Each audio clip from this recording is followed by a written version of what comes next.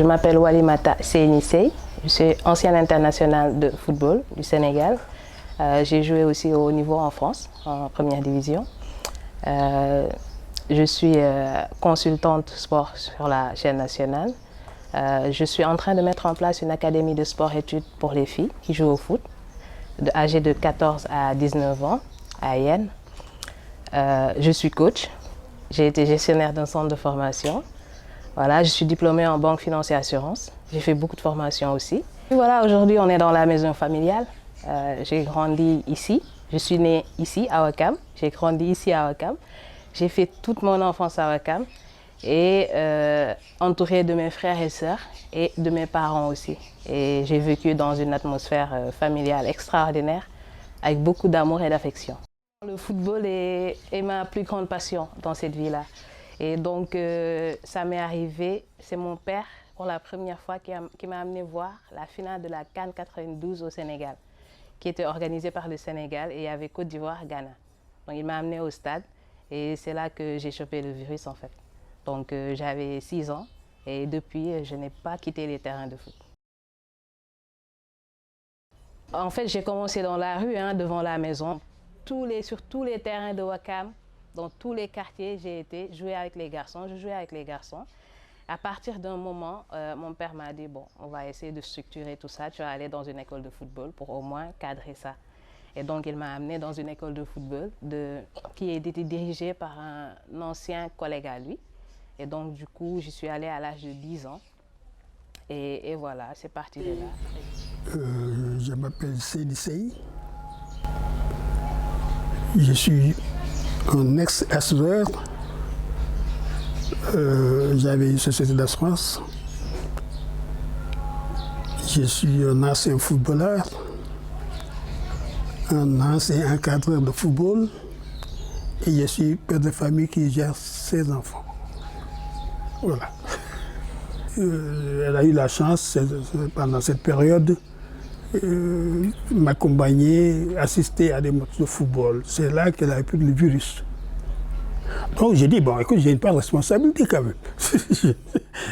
Je l'ai laissé faire ce qu'elle voulait faire pendant cette période de bas âge quand même. 5 ans, 6 ans, on n'a pas le temps de réfléchir, de faire, bon, écoutez, je vais voir des garçons, des filles. À cet âge-là, on n'a pas cette idée de genre. Sur le terrain de foot, j'étais moi-même. Je n'avais pas de limites, je n'avais pas de restrictions. C'est là où je me sentais le mieux. Alors, mon père est une inspiration pour moi. Donc, c'est un mentor, c'est un chef de famille, comme on voit à la sénégalaise, qui nous a mis tous dans de très bonnes conditions dès le début. On ne s'est jamais plaint de rien. On a été à de bonnes écoles. Sa priorité, c'est les études. Bien qu'il m'ait amené au foot, sa priorité, c'était les études. Donc voilà, c'est un père de famille aimant, responsable et qui a toujours soutenu ses enfants dans tous leurs projets. Je parle de tout avec lui, tout. On parle de tout. On peut rester tard dans la nuit à discuter de tout, de mes projets, de nos différends sur le football. Donc ça fait sujet à beaucoup de débats parfois. Et la seule condition, c'était d'être bien à l'école. C'était sa seule condition. J'avais une bonne moyenne à l'école, je pouvais jouer tant que je voulais. À partir du moment où j'étais un peu en baisse, voilà, il n'y a plus moyen de jouer au football. Dès le début, comme je l'ai dit, c'est lui qui m'a amené au stade. C'est lui qui m'a inscrit à l'école de foot. C'est lui qui a acheté les équipements. C'est lui qui m'a amené parfois à l'entraînement. Il venait voir les matchs, même sans que je sois au courant. Donc je pense qu'il était omniprésent dans tout ce que je faisais. Même quand j'étais en France, pendant les matchs, après les matchs, je l'appelais pour avoir son avis et tout, on en discutait. Pendant une période en équipe nationale où je ne me sentais pas bien sur le terrain. Et donc je doutais beaucoup de mes capacités, de mes capacités à réussir et tout. Et il est venu au stade, il m'a soutenu. Ce jour-là, j'ai eu un match terrible, je suis sortie à la mi-temps du match. Et donc j'étais en pleurs et tout. Et il a été vraiment là. Il m'a servi des mots qui m'ont remotivée. Et voilà, je pense que ça a été déterminant parce qu'après, ça a changé beaucoup de choses dans ma manière de voir les choses. Donc il n'y avait pas de limite, il n'y avait pas de sujet tabou, on discutait de tout. En tout cas, c'était ma façon à moi d'éduquer mes enfants? À mon avis, le rôle d'un père vis-à-vis de ses enfants, c'est déjà d'être protecteur d'abord, d'essayer de leur assurer un avenir en les mettant dans des conditions de réussite, notamment liées à l'éducation, hein, qu'elles soient scolaires, sportives, leur transmettre des valeurs. Et voilà, et par rapport à sa fille, par rapport à la conjoncture actuelle, c'est surtout d'essayer de la mettre en confiance et de la mettre en avant. Parce que la société a tendance à un peu reléguer la fille au second plan.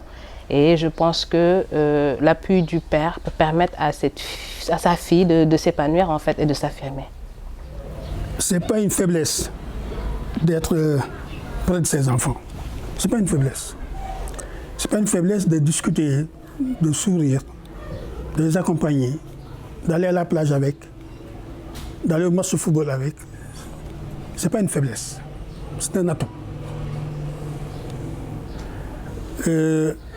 Tant qu'il y a cette ouverture entre parents et enfants, les enfants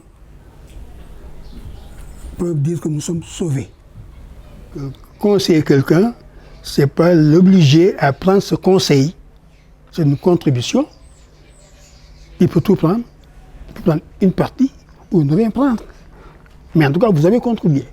Au papa du monde, je voudrais leur dire déjà merci pour tout ce qu'ils font déjà pour leur famille. Parce que d'habitude, ce sont les papas qui portent plus la famille.